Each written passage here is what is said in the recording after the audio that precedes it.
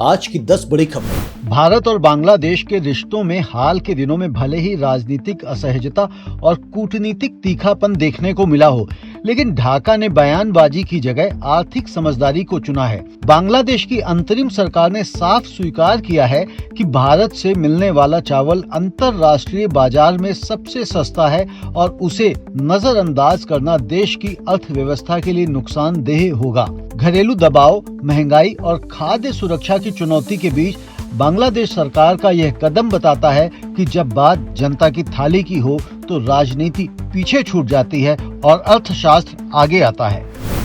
देश की खाद्य सुरक्षा और जल संरक्षण के क्षेत्र में उल्लेखनीय योगदान के लिए पंजाब एग्रीकल्चर यूनिवर्सिटी ने अपने 2 दिग्गज वैज्ञानिकों को सम्मानित किया है। धान प्रजनक डॉक्टर गुरजीत सिंह मांगट को GS खुश डिस्टिंग्विश्ड प्रोफेसर चेयर अवार्ड से नवाजा गया। उन्होंने अब तक 33 धान की किस्में विकसित की हैं, जिनमें PR 126 से PR 132 और पंजाब बासमती 3 से 7 जैसी कम अवधि में तैयार होने वाली किस्में शामिल हैं। वहीं कृषि वैज्ञानिक डॉक्टर अजमेर सिंह बराड़ को बलदेव सिंह ढिल्लो चेयर प्रदान की गई है। उन्होंने धान गेहूं प्रणाली में 33 जल संरक्षण तकनीकें विकसित कर 23.3% तक पानी की बचत संभव बनाई। यह शोध आने वाले वर्षों में भूजल संकट से जुड़े रहे राज्यों के लिए वरदान साबित हो सकता है। तेलंगाना में सार्वजनिक वितरण प्रणाली यानी PDS को लेकर एक गंभीर स्थिति सामने आई है। राज्य सरकार द्वारा फाइन राइस को प्राथमिकता दिए जाने के कारण 1.45 लाख मीट्रिक टन मोटा चावल गोदामों और स्टॉक पॉइंट्स पर पड़ा हुआ है। इसमें से करीब 25,000 टन चावल राशन डीलरों के पास फंसा हुआ है, जबकि शेष 1.2 लाख टन मंडल स्तर के गोदामों में रखा है। समय के साथ वह चावल खराब होने की कगार पर है और अब सवाल उठ रहा है कि यदि नुकसान हुआ तो जिम्मेदारी किसकी होगी। यह मुद्दा न सिर्फ किसानों बल्कि सरकारी व्यवस्था पर भी बड़ा प्रश्न चिन्ह खड़ा करता है। केंद्रीय वाणिज्य एवं उद्योग मंत्री पीयूष गोयल ने बताया कि भारत ने 2025 का साल रिकॉर्ड तोड़ निर्यात, नए फ्री ट्रेड एग्रीमेंट्स और डिजिटल व्यापार सुधारों के साथ समाप्त किया है। वाणिज्य मंत्रालय ने ट्रेड सिस्टम को ऑटोमेटेड प्लेटफॉर्म्स पर शिफ्ट किया, जिससे कारोबार करना आसान हुआ।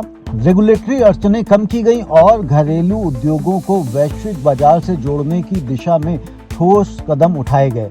सरकार का फोकस अब सिर्फ निर्यात बढ़ाने पर नहीं बल्कि भारत को ग्लोबल सप्लाई चेन का मजबूत हिस्सा बनाने पर है। केंद्रीय मंत्री शिवराज सिंह चौहान ने राजस्थान के नागौर में किसानों के विशाल सम्मेलन को संबोधित करते हुए बड़ा ऐलान किया। उन्होंने कहा कि किसानों की इज्जत, स्वाभिमान और अधिकारों से कोई समझौता नहीं होगा।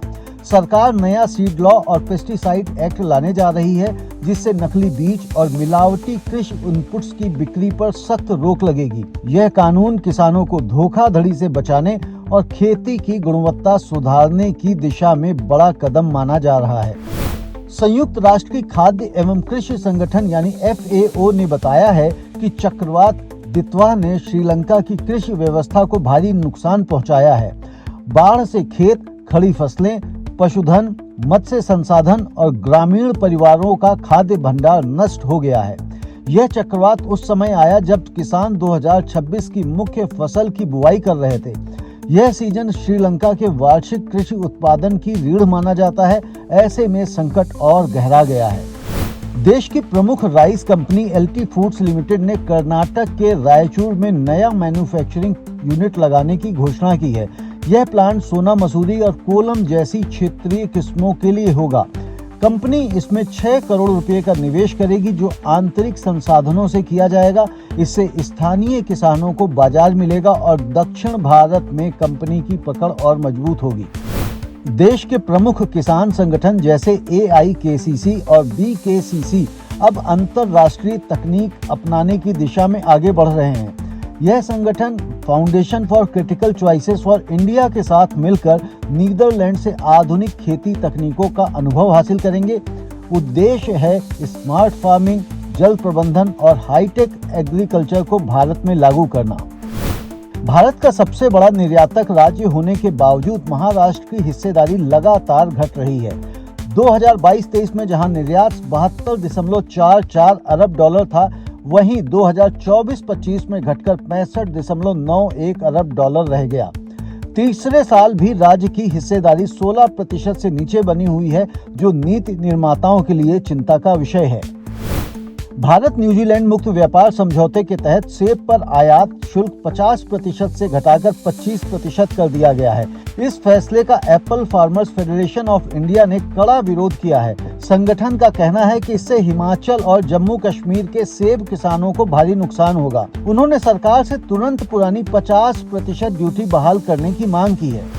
अमेरिका में बढ़ते टैरिफ दबाव के बीच भारतीय मैन्युफैक्चरर्स के लिए वैकल्पिक वैश्विक बाजार उभर रहे हैं। ट्रेड फ्रिक्शन के इस दौर में भारत के लिए यह अवसर भी है और चुनौती भी। तो ये थी आज की प्रमुख खबरें।